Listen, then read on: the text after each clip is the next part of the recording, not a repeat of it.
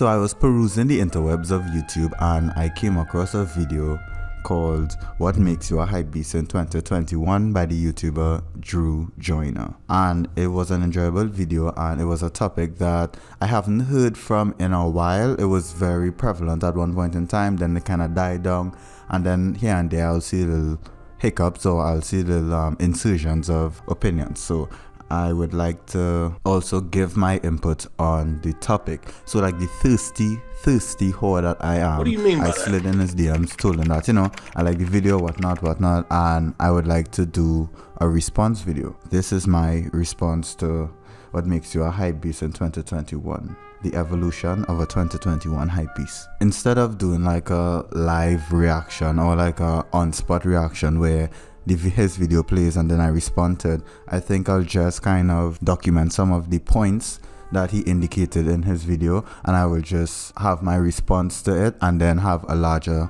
conversation about the culture of hypebeast. Let me get my notes. The first thing he pointed out is, what is a hypebeast? An individual that likes trendy products within fashion and or buys the most popular items.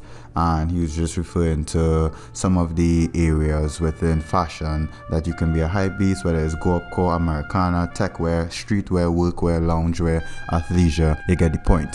I think something I want to address is how a hypebeast can also be outside of fashion. So you can be a film hypebeast, you can be a sports hypebeast, you can be an anime hypebeast, but that's for later on. We all remember the look of a hypebeast. We remember the bold Supreme logos, we remember the Babe Shark hoodies, we remember the Gucci belts, we remember the Gucci shoes, the tight jeans, the ripped jeans.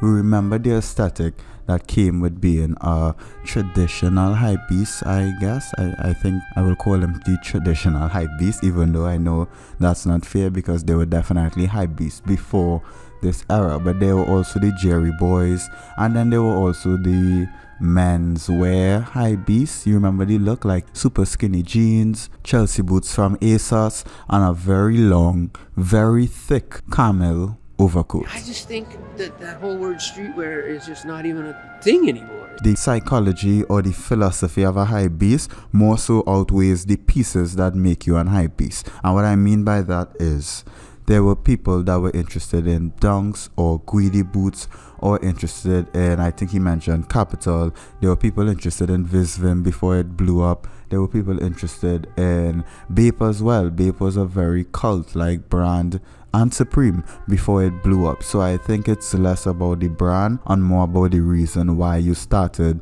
messing with or started wearing the brand. And there are two reasons why I categorize something as being primarily influenced by hype. The first thing is the interest of being included into an exclusive group, and this exclusive group can be based on the socioeconomic bracket that we saw, where everyone was trying to look like they belonged in a certain tax bracket, or it can be the attempt of being included in an exclusive group, such as, let's say, a nightlife group. A skating group at one point would have been more exclusive than it is now. Stussy, or let's say something like a fashion enthusiast group where they dissect the collections and the meaning and philosophy of pieces and the stitching and the patterns and why something was done, or the social commentary behind the collection. A point of entry to be included in this group or any of these groups would definitely be a particular look. You would need to look a certain way to even be acknowledged,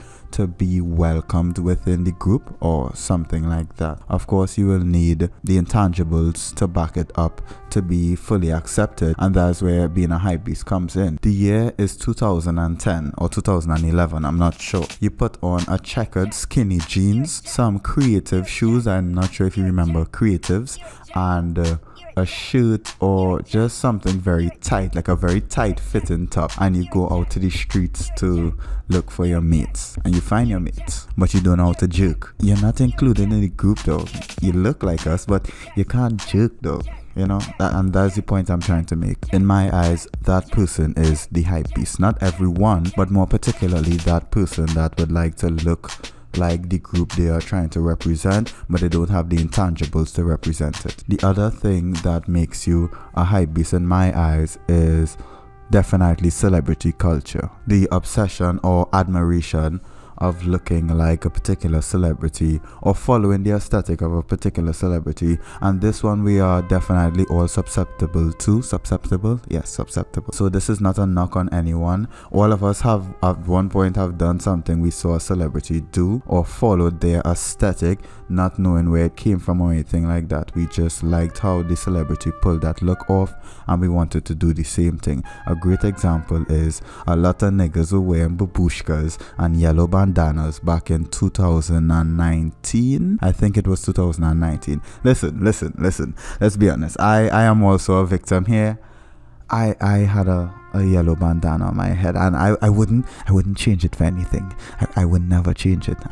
If I had a chance to go back in time, I will tell my younger self, nigga, you wear that yellow bandana until you don't like it anymore, but you wear that bandana. It also made me reflect on the things that I like and dislike at this current time, and does that make me a hypebeast because of the pieces, or does it make me a hypebeast because of my reasons for getting the pieces? A good example is I hate Crocs. Listen to me, I do not like Crocs. I know it's currently trending and a lot of people fuck with it and a lot of people like it, but I do not like Crocs. Sports mode? Come on though. Sports mode, you are 25. Why are you flicking the back of your shoe calling it sports mode? But I respect everyone's choice. However, the Salehi collaboration with Crocs are fire.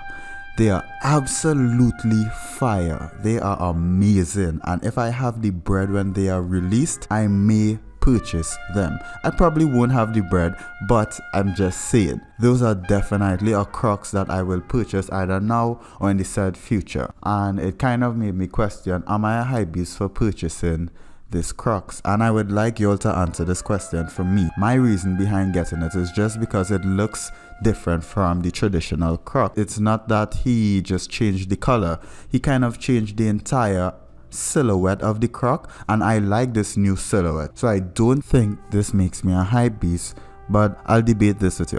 I'm ready to fight, you know. He made a point about everything having hype and what does not have hype in 2021, and I kind of disagree with this.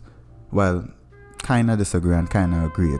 It's a bit nuanced. He spoke about a brand having anywhere of 50,000 to over 50,000 followers on Instagram. Definitely makes it have some hype to it. Not a hypebeast brand, but a level of hype, and I agree with that. But I don't think the people within it are hypebeasts, and I don't think the people that are drawn to said brands are hypebeasts as well. They can be because they're trying to enter a niche community or a niche aesthetic. My question I've been asking myself is, and I would like you all to answer, whoever gets to this point in the video, does a hypebeast take away from the genuine interest that someone has in an item or within a product? Meaning that if you are a hypebeast, does that mean that you are less genuinely interested in this thing and you are more so interested in the appeal or how you are going to be perceived externally from liking this item? Because I think a hypebeast would more be the latter, as in your greater interest at that point in time is how you are being perceived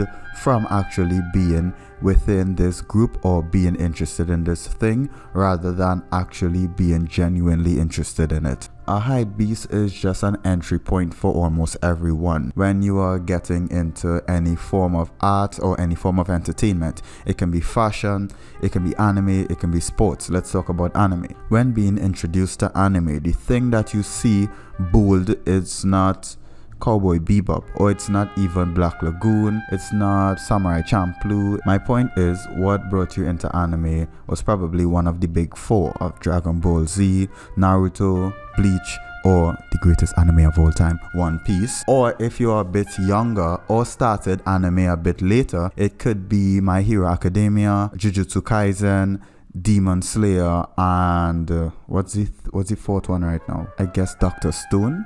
Dr. Stone will also be a bigger one right now. Fire Force. I'm saying that the popular ones are definitely the ones that bring you in, and then the genuine interest begins to grow and cultivate, and you start looking at other genres, you start looking at smaller animes, you start looking at less popular animes, and that's where you find your genuine interest. But there first needs to be an initial insertion, and that's where you can be perceived as a hypebeast, but there's nothing wrong with that because you need to start somewhere. The last point I want to make is his segregation of the type of hypebeasts within fashion.